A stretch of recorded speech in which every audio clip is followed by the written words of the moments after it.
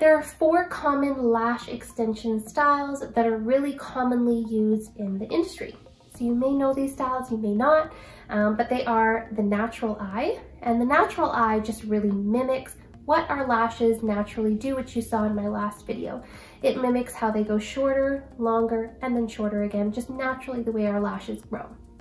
Then we have the cat eye, which of course is much shorter in the inner corner and has longer feline flick out towards the outer corner, and a lot of strip lashes will have this effect. The open eye, which is where the longest lashes are in the center of the eye, really lifting and opening the eye. And then we have the doll eye, which is fairly long throughout, creating that beautiful dolly. We're gonna go through the eye shapes and just discuss what works best for each eye shape and what's gonna complement that eye shape the best. So we're gonna start with the deep set eyes. So you can see deep set eyes when they're tucked in behind the brow bone and the cheekbone, and they're just tucked in. So with deep set eyes, you want to use glamour and length to get the eyes to stand out. You can use more makeup and longer lashes while still creating a natural look. So with deep set eyes, because they are kind of tucked behind, they're not going to pop out at you as much. You're not going to really notice those lashes as much as you would at someone with protruding eyes or even just eyes that are not deep set at all. So a deep set eye can also be close set or round, so follow a lash style that would suit their eye shape. So we're going to go through what would suit their eye shape as well, but if they are deep set, keep in mind you can go ahead with longer lengths, you can go ahead with darker lashes, and it's still going to come out looking natural. It's almost as if you have to go a little bit more over the top to give them drop. Now, next we have almond eyes. You can see them in the picture there. Some people have smaller almond, some people have larger almond, but the almond eye is very common. And the benefit of almond eyes is that they're quite easy to work with.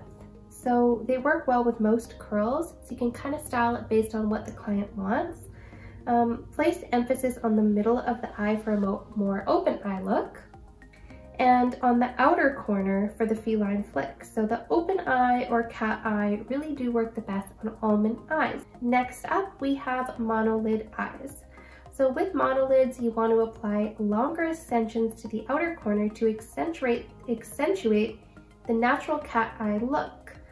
So you can lift with a stronger curl, such as an L curl in the middle of the eye. Now the reason I love the L curl so much for monolid eyes is that you don't have to worry about it curling back and hitting the lid. With the L curl, it's just going to lift that eye and you don't have to worry about it curling back and lifting. That being said, with monolid eyes, you can definitely use a beautiful B curl to elongate the eye. Even sometimes a C curl, you can play around with it, but L curl does tend to be my favorite just because it won't curl back and hit the lid, and it creates such a nice lift. Now, downturned eyes. So with downturned eyes, you'll notice just on the outer corner of the eye or the inner corner of the eye, one portion of it is drooping downwards. It's not going straight across horizontally. You'll see how it droops downwards either in the inner or outer corner. So what you want to do for that is use stronger curls in the drooping area and softer curls in the area that's not. So by a stronger curl, of course, I mean a D curl would be a very strong curl. So you'd use a CC or a D curl in the area that's drooping downwards. And then as you progress away from the drooping section, you would get softer with your curl. So you may go from a D to a C and even end in a B.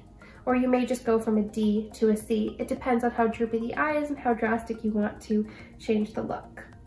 And then next we have round eyes. So that's when the eyes are more round than they are almond shaped.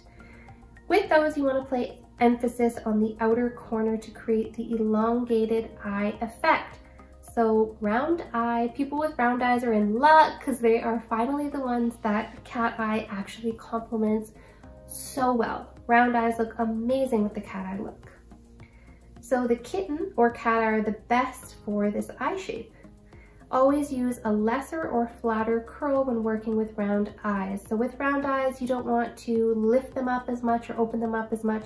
With that D curl, I would stick to a C, I would stick to a B. You know, you don't need to be doing the L curl or the D curl on those. Then next up we have hooded eyes. Now sometimes people have hooded eyes naturally, and sometimes people get more hooded eyes with age. So that's when the lid is kind of coming down towards the lash line.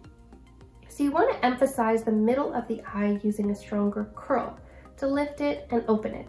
So the doll eye and open eye both work amazing for this eye shape.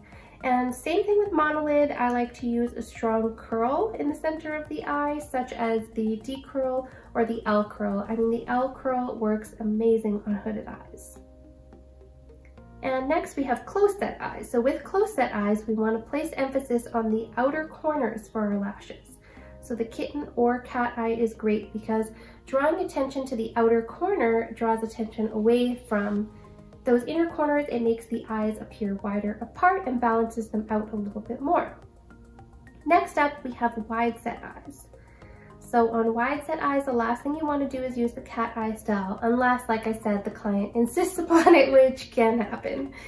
Instead, use a strong curl to lift the eyes. So again, a D curl you'd want to use on a wide set eye looks really great. So you want to try the open eye or doll eye look on wide set eyes. I think the open eye look looks absolutely amazing on wide set eyes. Now, you may have noticed as I'm going through these different eye shapes that somebody could have a combination of these two. So in that case, you're going to want to combine. So for example, a person could have close set rounded eyes. So in this case, a cat eye would be the most complementary. Someone could also have deep set eyes that are also wide set. You can see a combination of these working together. So with wide set, we don't want to use the cat eye. So in that case, we're going to want to do possibly a doll eye look, because with a deep set eye, we want to make sure that we have that drama, that extra drama, so you can really see the lashes go for the longer length. So the doll eye would actually look really good on someone with deep set eyes that also has wide set eyes. So you can see how you can combine a few of those ideas together and figure out what's going to look best for the client based on the eye shape that they have. When it comes to lash mapping and lash styling, just play around with it, consult with the client, and also study up and look at different lash maps and practice them on your mannequin head so you know ahead of time what it's going to look like. You can make recommendations for your clients. So we've got a lot of lash maps attached there for you. You can play around with them. Now, if you see a lash map and the client, say, wants a dramatic doll eye, and you look at our dramatic doll eye, but you don't want it, because of the client's eye shape, you don't want to be using, you know, a tight C curl or a D curl in the corner. You want to use a B curl in the inner corner. You can go ahead and just make that adjustment based on the eye shape and based on what they're looking for. You can also change the lengths on our lash map. So let's say our lash map goes 9, 10, 11, 12, but your client can actually support even longer lashes. So you can go 11, 12, 13, 14. You can make those adjustments, just up them. Let's say if you're upping each by 3 millimeters, just add that to each one, or subtract. For example, if you wanted to do a shorter lash map than one of the ones we have attached, all you have to do is just evenly subtract each of the lengths to create that same lip. The more you practice and the more you play around with it, the better you're going to get. You're naturally going to be able to eyeball these things and work on styling. It's going to be like second nature. So keep practicing it. Like I said, as you go along with your career as a lash artist, you're going to get better and better at styling, and you're going to be able to work with more and more complex lash maps.